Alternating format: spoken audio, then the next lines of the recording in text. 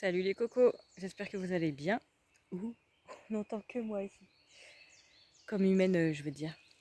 Et bah aujourd'hui, je profite de ma balade en forêt pour préparer mon atelier de demain, qui se trouve être avec un relais d'assistante maternelle du côté de Grenoble. Et donc on est sur les tout petits, les 0-3 ans. Et là, la thématique, puisqu'il y a une thématique souvent, la thématique est quand même appréciée. C'est couleur naturelle, fresque géante aux couleurs naturelles. Et peut-être que vous avez déjà vu ça, mais en tout cas, enfin, on peut trouver ça sur les réseaux facilement.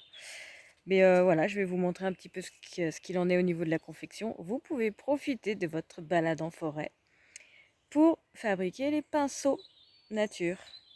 Ou bien vous dire, allez, j'ai des pinceaux nature à faire, je vais les faire en forêt.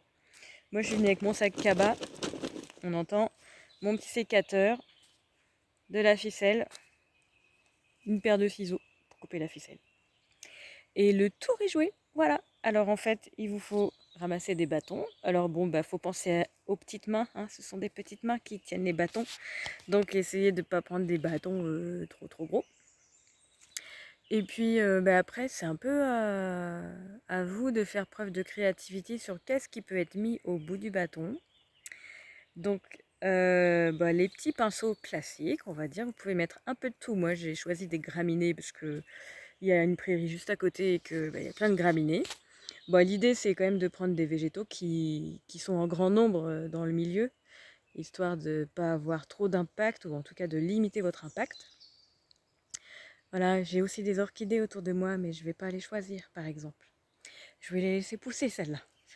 J'ai pris des graminées et puis comme ici c'est quand même une grosse région à mousse puisqu'on est en moyenne montagne et que bah, alors là avec la pluie qu'on se prend, je vous raconte pas, on est début juin. Je fabrique des petits stompes comme des stompes. Voilà, et ça va servir à faire pouic pouic dans la peinture et puis après sur le support. Donc bah voilà, j'empapillote la mousse autour du bâton, c'est facile. Pour les petits nœuds autour des bâtons, bah, j'utilise les mêmes nœuds que j'utilise pour faire les bijoux. Alors je sais pas s'ils portent un nom, mais si vous voulez, je vous le montre juste après.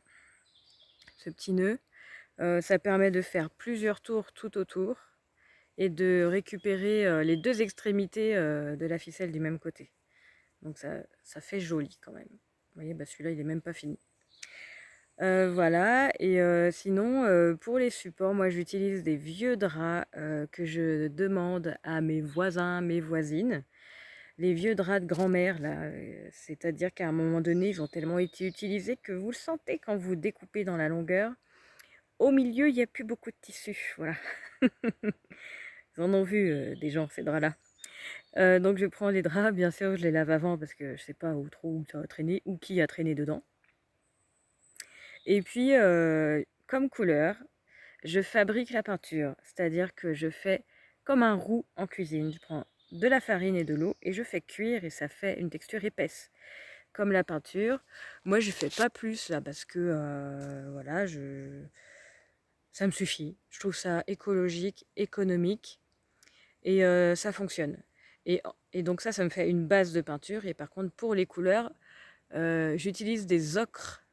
Des ocres. Alors, ce sont des, des couleurs plutôt ocre, du coup, qui viennent du Vaucluse, parce qu'avant j'habitais dans le Vaucluse, donc j'ai un stock que j'avais acheté dans une coopérative. Je ne m'étais pas amusée à aller gratter tous les stocks d'ocre, les sites naturels d'ocre, parce que tout le monde fait ça et au final ça déforme complètement le paysage et puis ça met des traces toutes moches, quoi.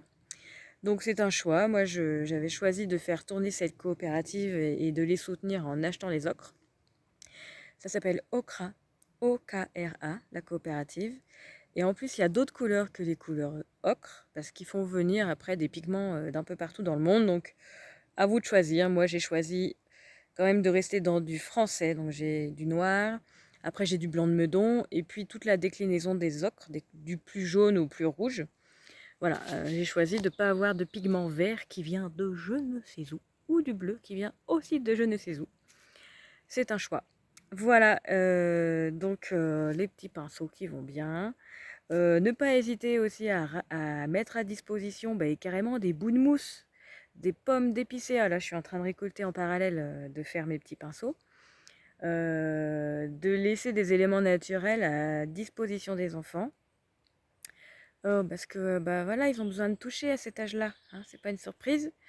Et alors toucher des trucs de la forêt, ça renforce leur système immunitaire. Alors là, on est au top. Allez, bon, du coup, je vous montre pas le nœud et si vous avez envie de le connaître, et ben peut-être je ferai une autre vidéo. Des bisous, ciao ciao.